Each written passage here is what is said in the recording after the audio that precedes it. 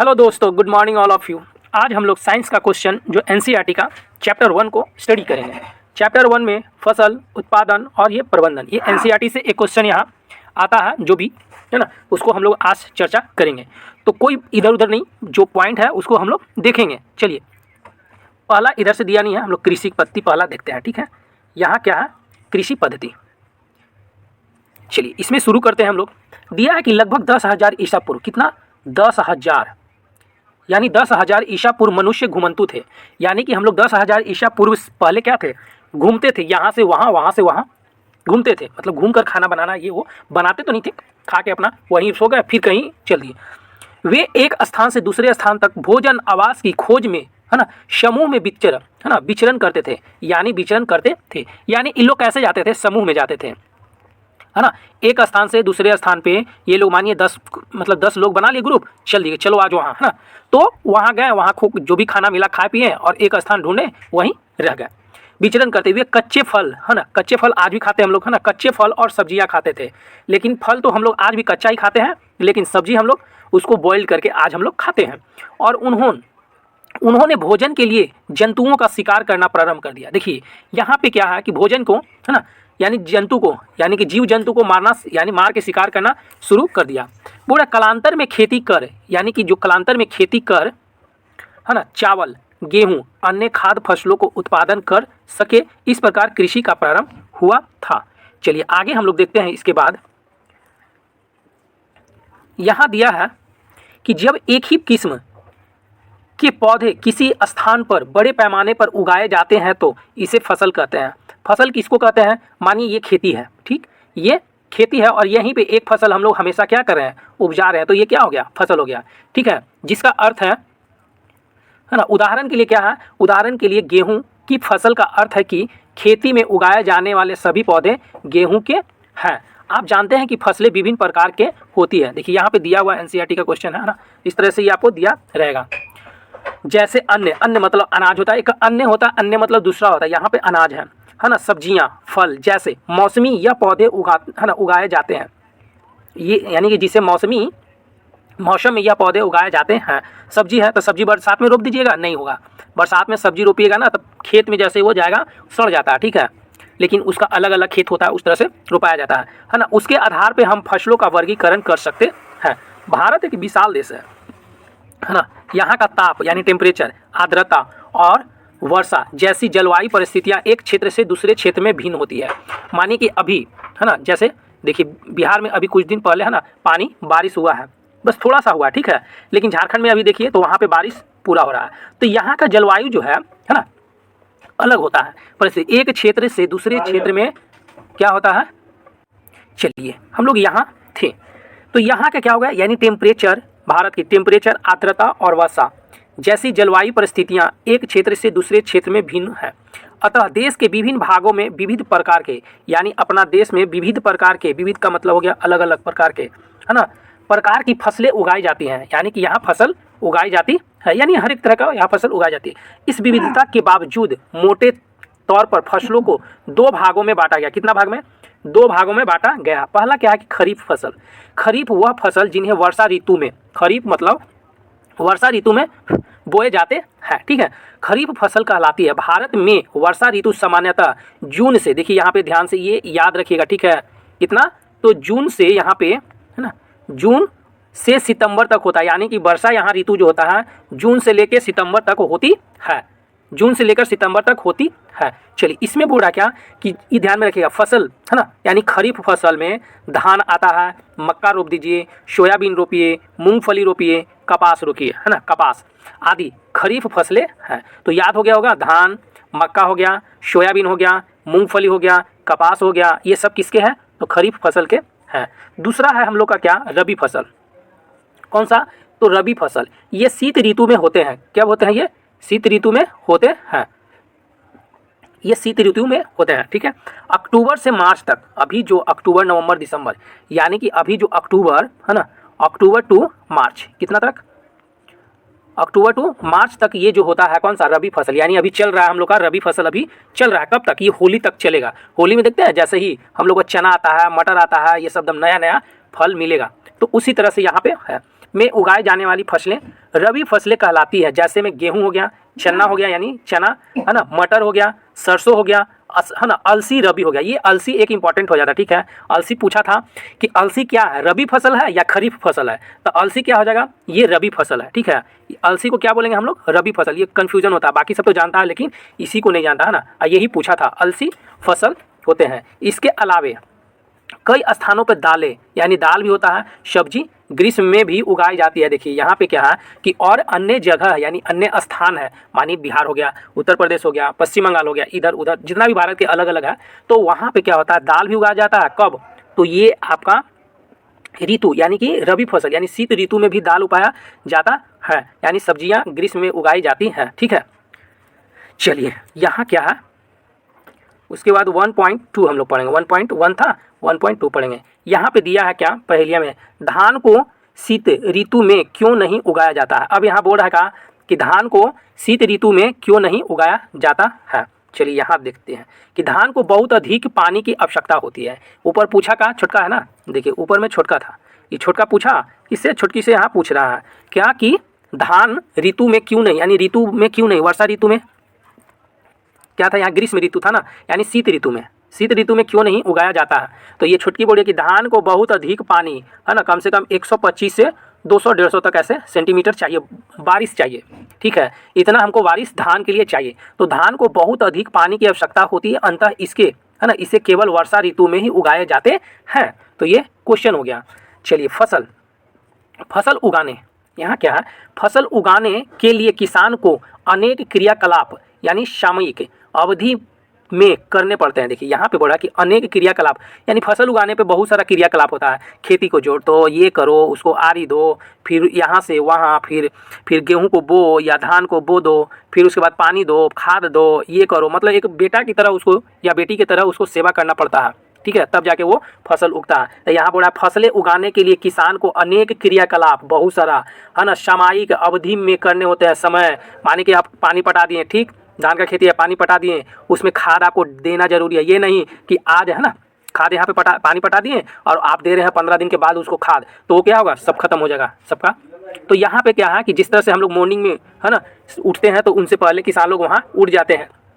तो यहीं पे बोला कि अवधि में किस यानी करने पड़ते हैं। आप देखेंगे कि यह क्रियाकलाप उस प्रकार के हैं जिनका उपयोग माली अथवा आप सजावटी पौधों उगाने के लिए करते हैं। ये क्रियाकलाप अथवा कार्य कृषि पद्धति जो आगे दिए गए हैं। चलिए आगे हम लोग देखते हैं इसके। चलिए यहाँ दिया है क्या कि क्रियाकलाप दिया है, यानी पहला क्रियाकलाप में क्या हो जाएगा कि मिट्टी की कटाई। देखिए यहाँ पे मिट्टी तैयार करेगा, ठीक है। पहले क्या होता है, मानिए ये क्या है ना, यहाँ पे आपका, चलिए तो यहाँ पे हम लोग देख रहे हैं क्या कि मिट्टी की तैयारी, ठीक है, यानी कि यहाँ पे खेत है, क्या ये खेती है, ठीक, ये खेती है। खेती से पहले इसको ना किसान लोग क्या करते हैं, इसको खेती को पहले कोड़ते हैं, ठीक है, कोड़ देते हैं। फिर उसके बाद कोड़ के बाद फिर इसमें गेहूं मानिए रोपना है तो इसमें बुआई कर देंगे।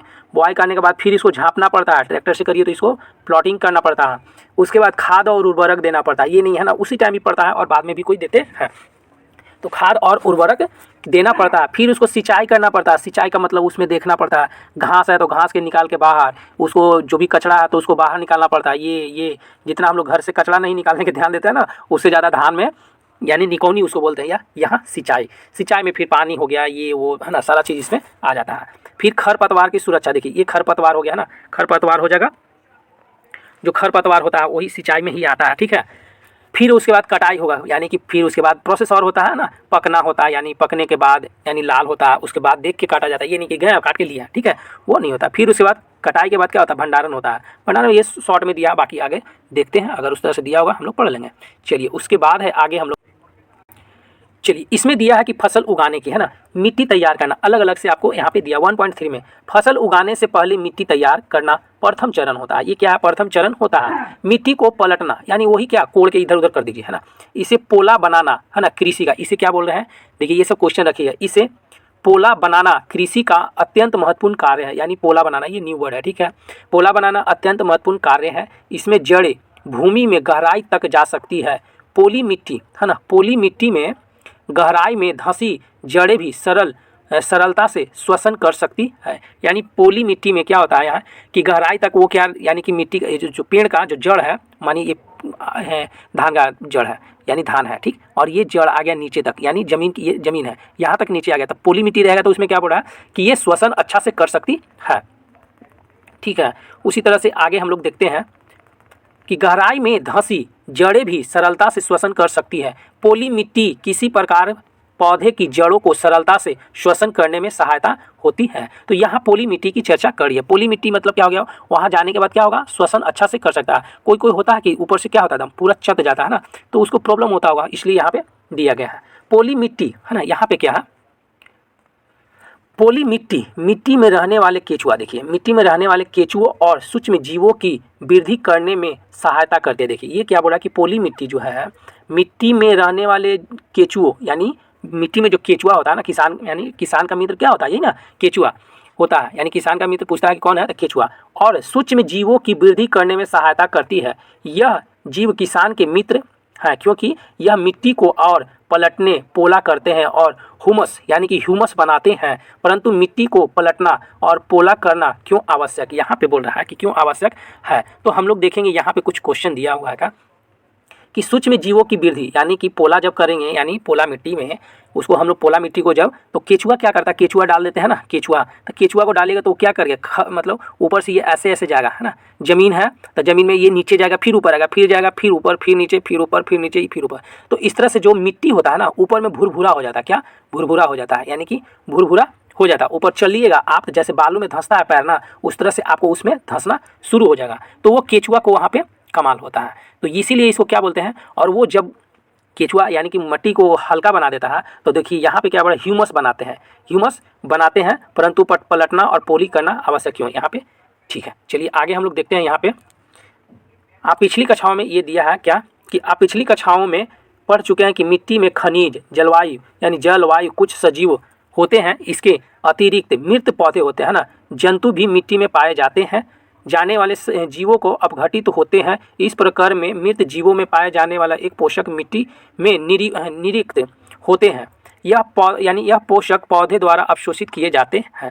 चलिए उसके बाद इसमें कुछ उतना नहीं है ना, पहले का दिया है, क्योंकि ऊपर में परत, क्योंकि ऊपरी परत के कुछ सेंटीमीटर की मिट्टी ही पौधे की वृद्धि में सहायता होती है। इसे उलटने पलटने व पोला करने से पोषक पदार्थ ऊपर आ जाते हैं और पौधे इन पोषक पदार्थों का उपयोग कर सकते हैं। अंततः मिट्टी को उलटना पलटना, एक पोला करना फसल उगाने के लिए अत्यंत महत्वपूर्ण है। तो यहाँ कुछ नहीं, यहाँ पे सिंपल क्या है कि आप यानी किसान, मानिए किस प्लॉट है, ठीक, तो इसको क्या करना, खेती यानी कि मिट्टी को उलटना पलटना आवश्यकता है, क्योंकि वो उसमें नमी आ जाता है और ह्यूमस की अधिकतम आ जाता है, ठीक है। जो नीचे ऊपर तक खत्म हो गया, वो नीचे वाला ऊपर आ जाएगा, नीचे वाला ऊपर, ऊपर वाला नीचे चल जाता है। तो यहाँ पे उर्वरता यानी कि वो बढ़ जाता है, तो उतना खाद की ज़रूरत नहीं पड़ती है, ठीक है।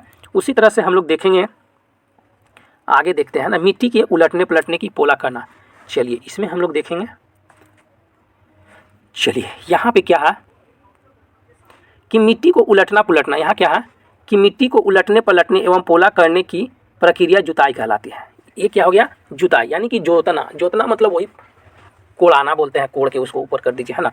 इसे हल चलाकर कर सकते हैं, यानी यहाँ पे बोल रहा क्या कि आप है जो हल चलाकर यहाँ कर सकते हैं। ये आपका ऐसे होगा और यहाँ से, है ना, ये यहाँ पे दो बैल लग जाएगा, ठीक है। यहाँ पे खुरपानी है, ऐसे होता है, और ये यहाँ पे कौन हो जाएंगे, किसान चचा हो जाएंगे, ठीक है। ये आपका ऐसे और यहाँ से ये करके ये चलाएंगे, यहाँ पे दो बैल रहता।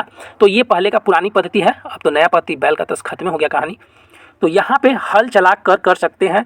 हल लकड़ी अथवा लोहे के बने होते हैं। यदि मिट्टी अत्यंत सूक्ष्म यानी सूखी हो, यानी कि ज़्यादा सूखी हो, तो जुताई से पहले इसे पानी, है ना, देने की आवश्यकता पड़ती है।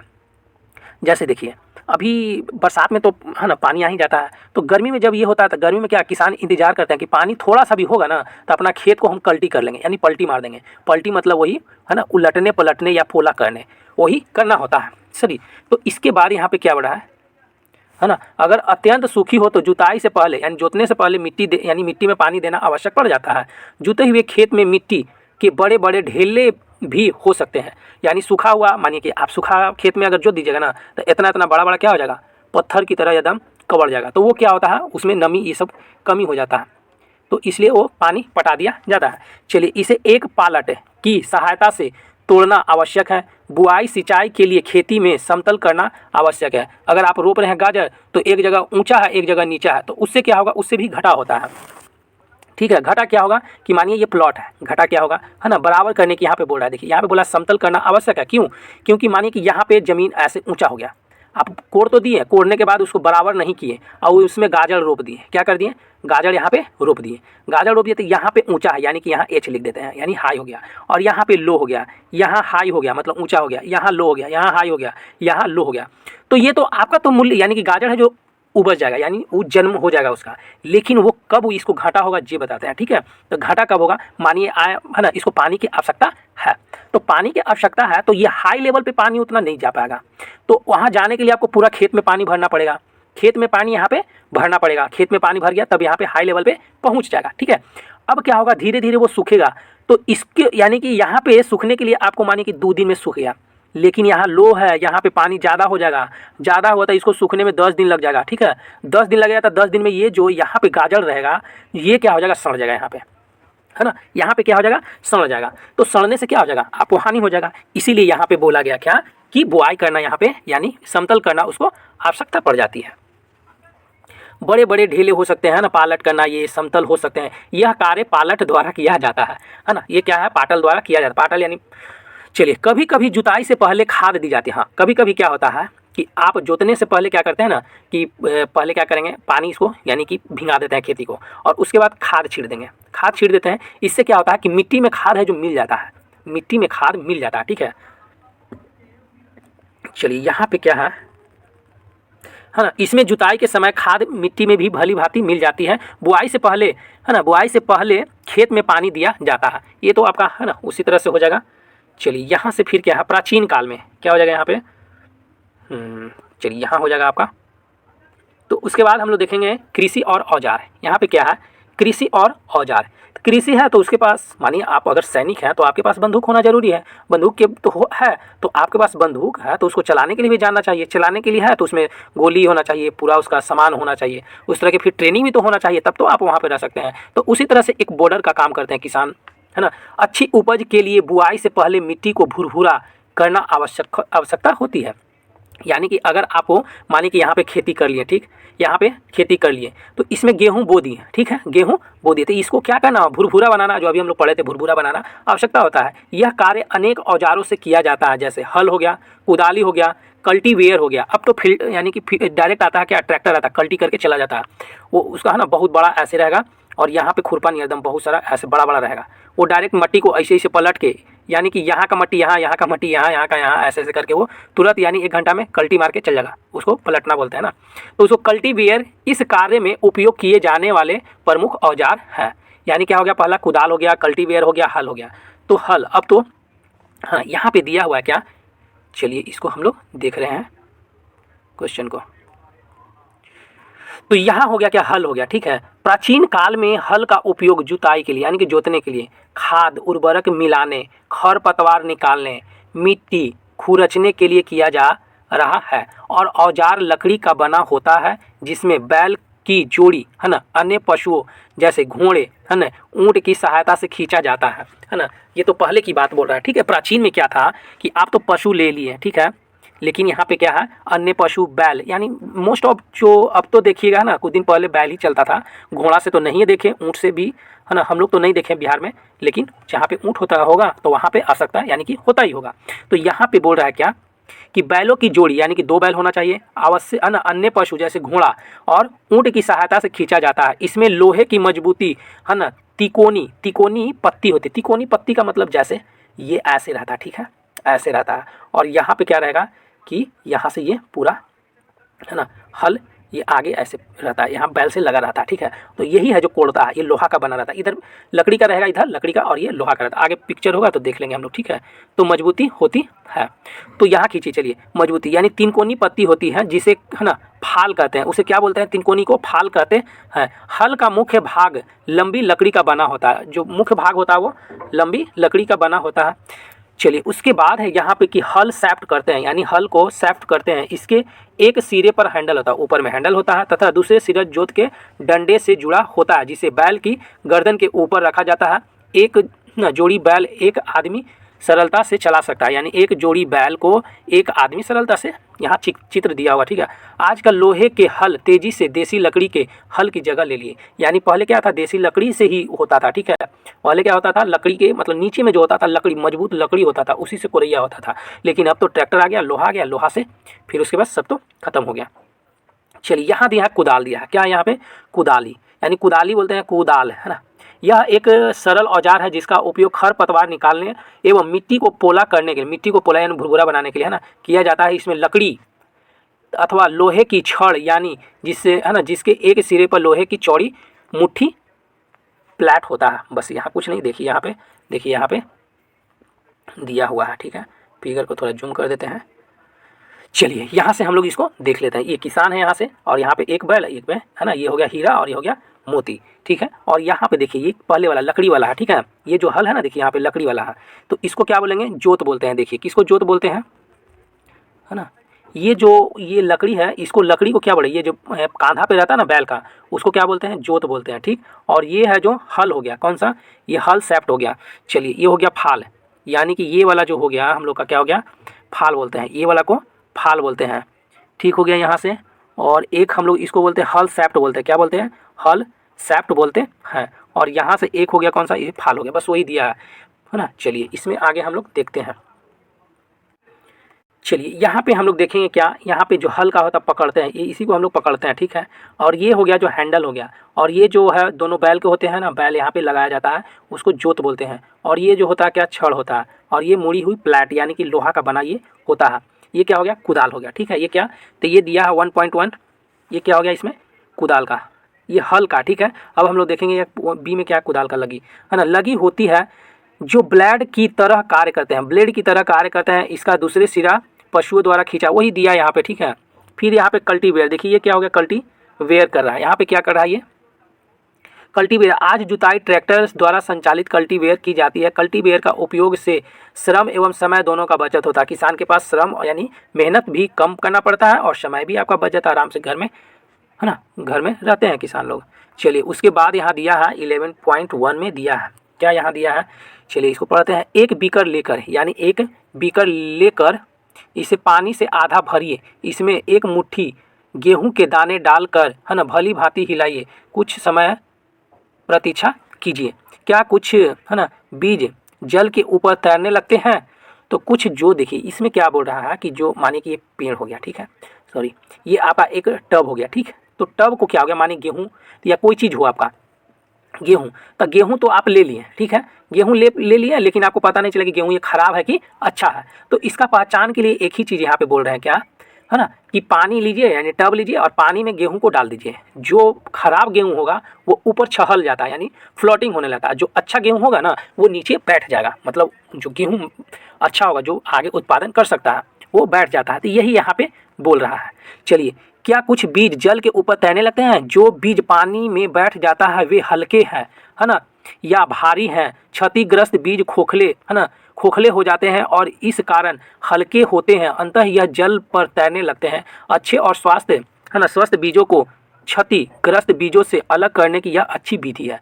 यानी कि अच्छी मतलब खराब, मानिए ये टब ले लिए और अच्छा बीज है या खराब बीज है, उसको पहचान करने के लिए क्या, इसमें पानी ले लीजिए और पानी में डाल दीजिए। जो खराब बीज होगा वो ऊपर छला जाएगा, उसको फेंक दीजिए, है ना, और बाकी जो बच गया उसको क्या करना है, जाके खेत में रोप दीजिए। तो ये हम लोग का यहाँ पे पहचान कर लिए। ये क्वेश्चन पूछता है, ठीक है, इस तरह से क्वेश्चन ये पूछता है। चलिए आगे हम लोग देखते हैं। तो यहाँ पे आगे हम लोग क्षतिग्रस्त, ये तो हो गया अच्छी स्वास्थ्य के लिए, ये तो हम लोग पढ़ लिए, अच्छी विधि है। बुआई से पहले बीज बोने के औजार के बारे में जानना आवश्यकता है, यानी परंपरागत औजार। ये क्या होगा, परंपरागत औजार जो हो जाएगा, यानी परंपरा से हम लोग ढोकर लेते आ रहे हैं।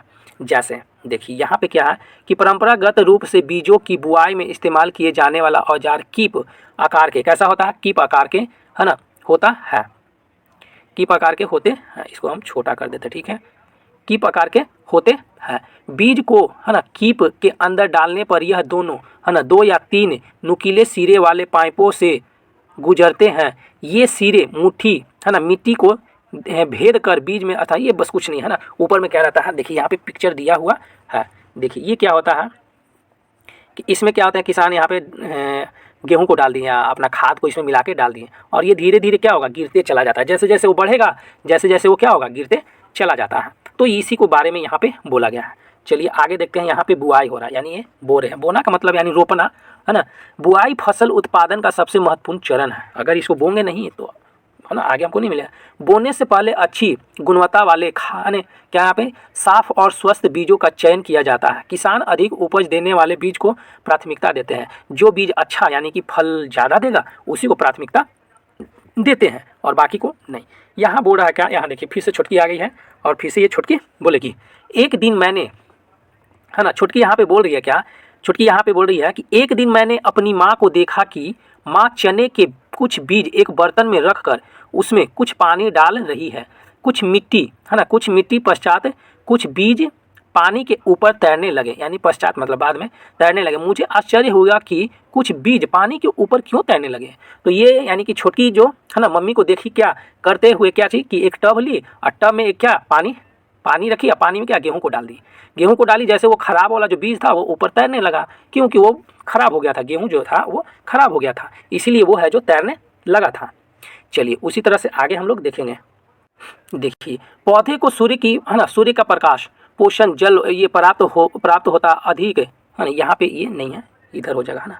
यहाँ पे क्या है कि सील्ड, यहाँ सील्ड ड्रिल है, क्या है, यहाँ पे ड्रिल दे रहा है, ठीक है।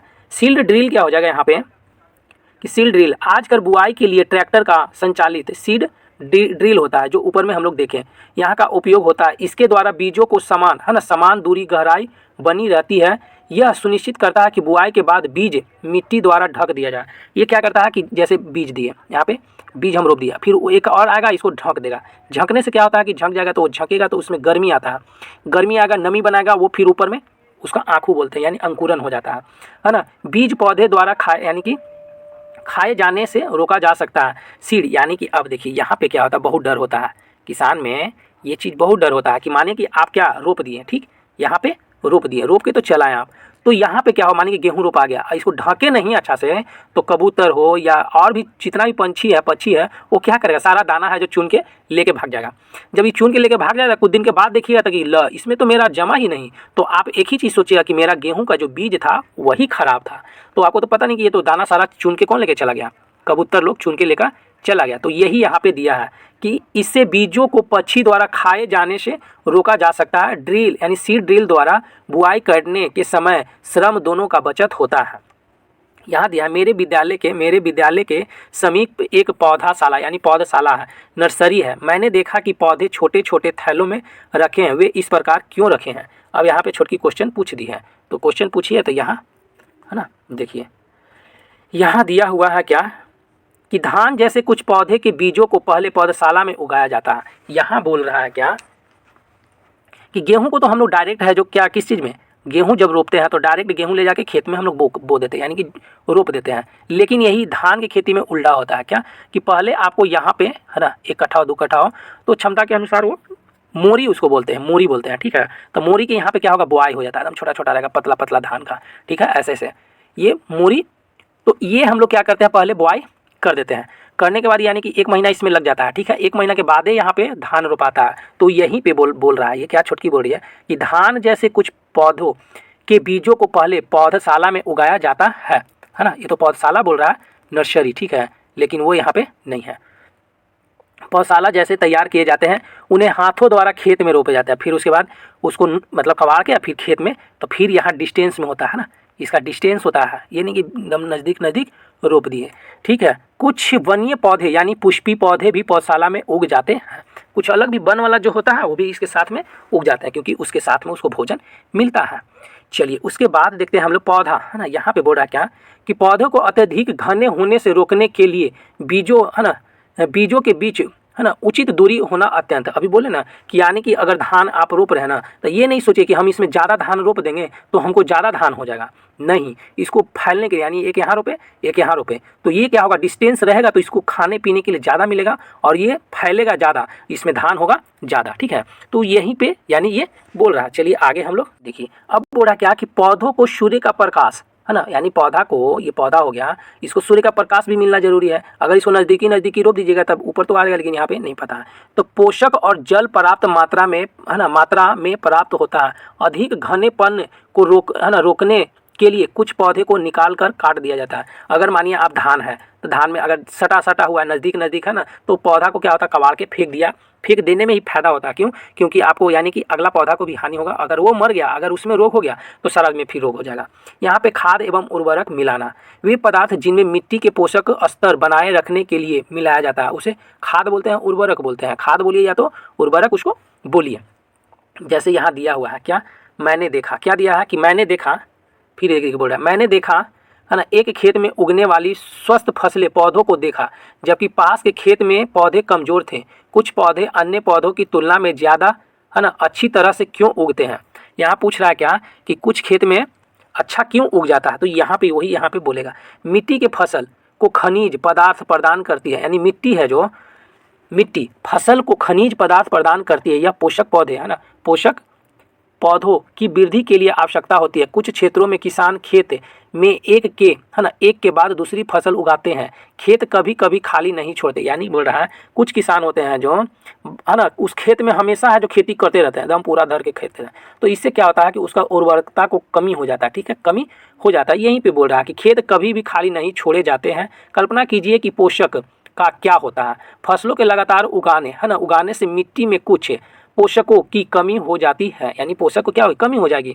इसी क्षति को पूरा करने हेतु किसान को खेत में, है ना, खेत में खाद देने, यह प्रक्रम खाद देना कहलाता है। अपर्याप्त खाद देने से पौधे कमज़ोर हो जाते हैं। अगर आप ज़्यादा खाना खा लीजिएगा तो आपको भी रोग हो जाएगा। उसी तरह से इसमें कि ज़्यादा इसको अगर खाद दीजिएगा तो वो भी क्या हो जाएगा, बीमार हो जाएगा। चलिए, खाद एक कार्बनिक जैविक पदार्थ है। खाद कैसा है ये, तो खाद एक कार्बनिक यानी जैविक पदार्थ है जो पौधों या जंतु अपशिष्ट से प्राप्त होती है। किसान पादप यानी प्लांट एवं जंतु अपशिष्ट को एक गड्ढे में डालते जाते हैं तथा उसका अपघटन होने के लिए खुले में छोड़ देते हैं। अपघटन कुछ सूक्ष्म जीवों द्वारा होता है। अपरिघटित पदार्थ, है ना, पदार्थ कुछ सूक्ष्म जीवों अपघटित पदार्थ खाद के रूप में उपयोग किया जाता है। ये आपका दिया है वर्मी कंपोस्टिंग। यहाँ पे क्या रहा है कि वर्मी कंपोस्टिंग दिया है। जैसे केचुआ एक खाद को तैयार विशेष रूप से होता है। जो केचुआ क्या बोलते हैं इसे, है ना, वर्मी कल्चर बोलते हैं ना। यहाँ पे वर्मी कंपोस्टिंग यानी कंपोस्टिंग बोलते हैं।